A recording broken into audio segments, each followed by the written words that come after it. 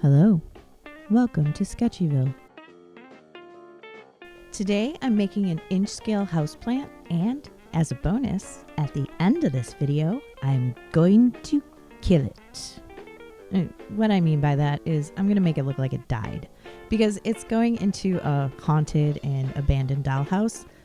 So if you want to make a live plant, you can follow these steps. Just use darker green paper for the leaves than I use, and green for the stems instead of browns, and then just stop when I tell you to, okay?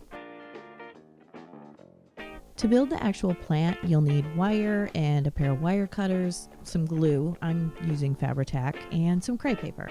You don't want the party streamer type of crepe paper, it's too thin. You want medium or heavyweight crepe paper, and that's used for crafting, and it typically comes in sheets. I have a link for what I'm using in the video description box, but you should be able to find it at one of your local craft stores.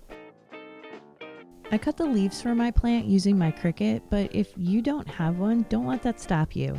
You can do it freehand or with a stencil, a die cut, even a paper punch if you have one. Just use whatever works best for you. I'm making a large plant that will be placed on the floor of my dollhouse, so I made my leaves in sizes that ranged from 3/4 inch to 1 1/4 inch for scale. I cut 3 pieces of wire to use for the main plant stalks. I just eyeballed the size, I'm really not into measuring, and made each piece a slightly different length. Next, I cut out a thin strip of crepe paper to wrap around the wire. I made sure to cut the paper a little bit longer than the wire so there was some overlap, and I did this because I didn't want any wire to show when my plant was finished. I put a thin layer of glue onto the paper, placed the wire on the edge of it, and then rolled the whole thing up, twisting it tightly to make a stick.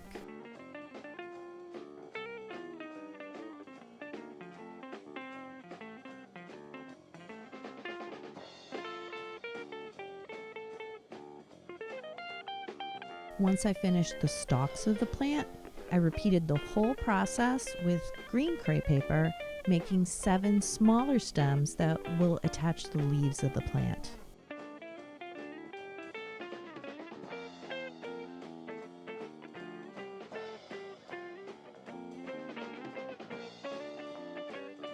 I cut the excess paper off of the smaller stems at an angle, and that just reduces the bulk.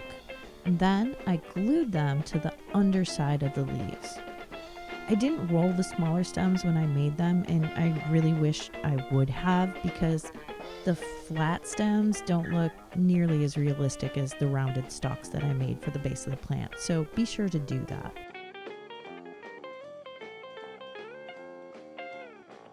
I let everything dry for a while before starting the next step, because I'm going to start bending and manipulating the wire, and if you try to do that before everything is dry, your pieces are going to start coming apart, the paper's going to tear, and your kids will ask what those fun new words you're saying mean. Now, start bending the wire of the leaves to give them whatever amount of droop that you like.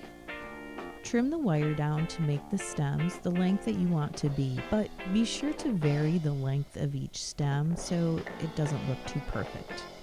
And then glue them onto the stalks of your plant. Be sure also to vary the amount of leaves that you attach to each stalk. I use 3 on my largest stalk and then 2 on the smaller ones.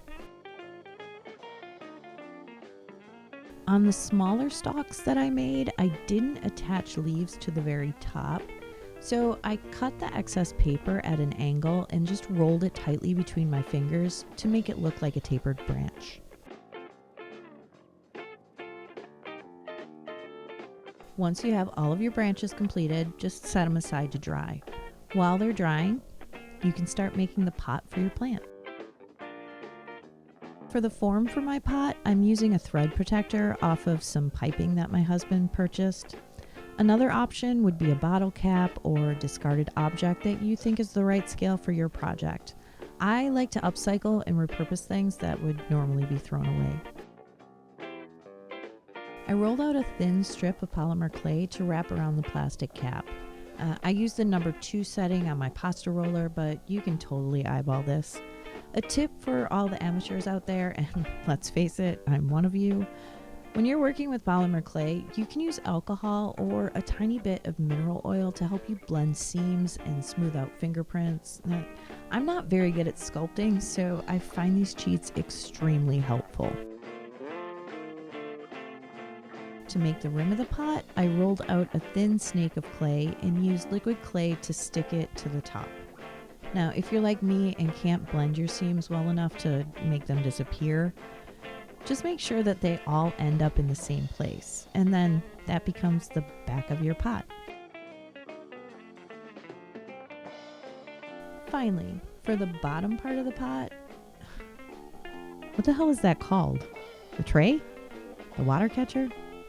The saucer?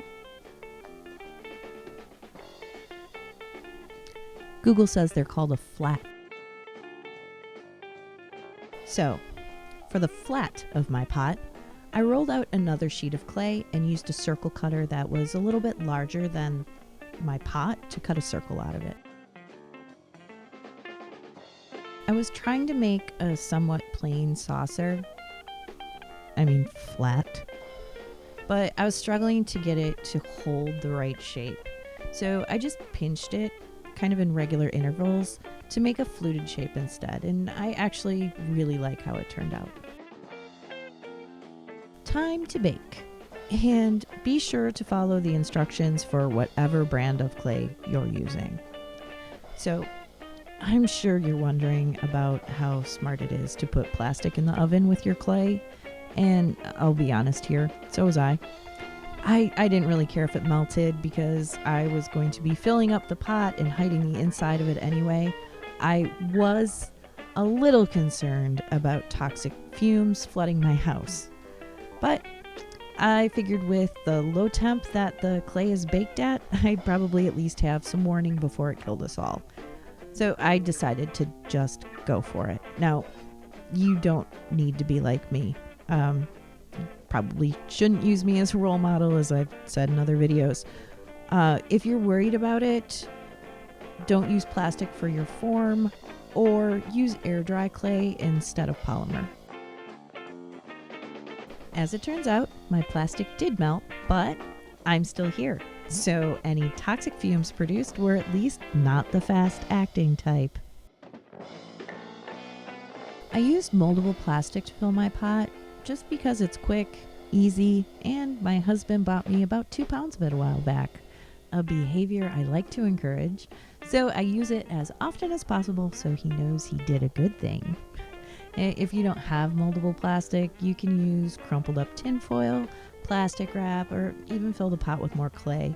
It doesn't really matter what you fill that space with, as long as you can poke your plant stalks down into it.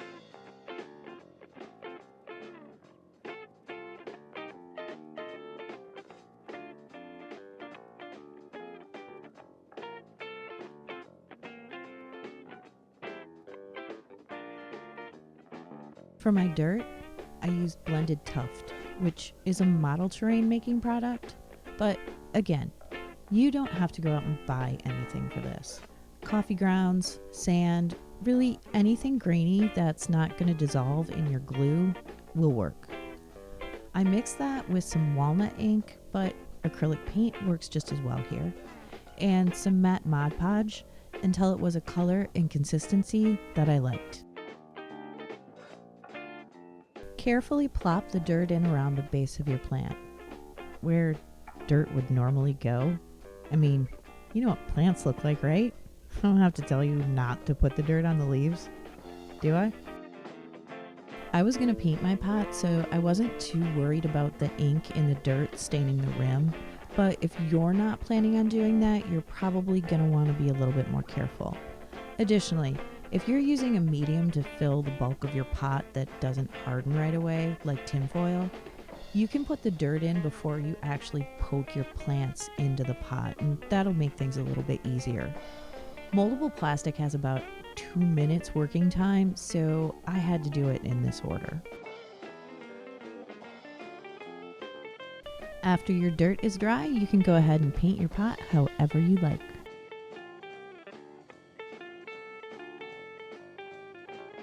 Once the paint on your pot has completely dried, it's time to put some finishing touches on your plant. Take a dark brown paint and water it down, and then start to paint the area where your stems hit your stalks. Now, if you're making a live plant and you use green stalks, you're going to want to use a green paint, something that matches the stalks of your plant. But you're just trying to blend the stalks and the leaves together, so it looks like a normal color variation that you would see in a plant. Let the paint fade up into the green leaves by adding more water to your mix as you move up the stem. If you want your plant to be alive when you're finished, it's really important not to get any water onto the leaves. Water makes the crepe paper wilt, so if you do, your plant is going to look unhealthy at best. So if you want to add more color to the leaves to add some dimension, try a dry brushing technique or use a powdered pastel to add some color.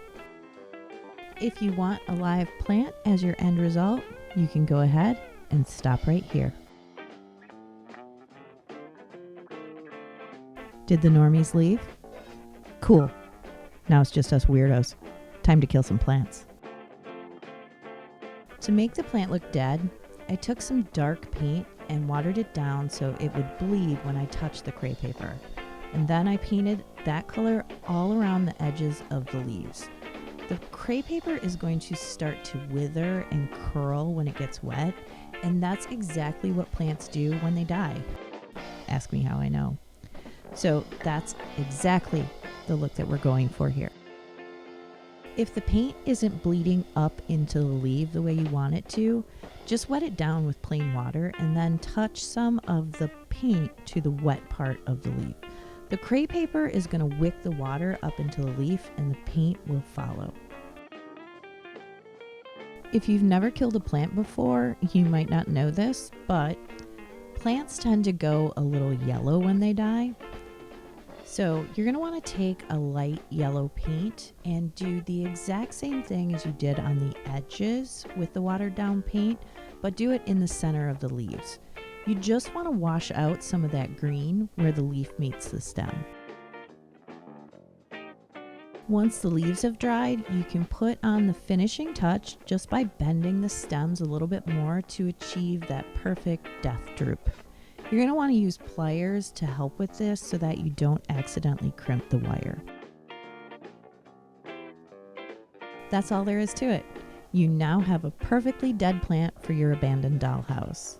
Now, this project took me about 2 hours of actual work time to complete, and it turned out so well that when I posted a picture of it to my Facebook page, people were posting this sad face because they thought I had actually killed a plant.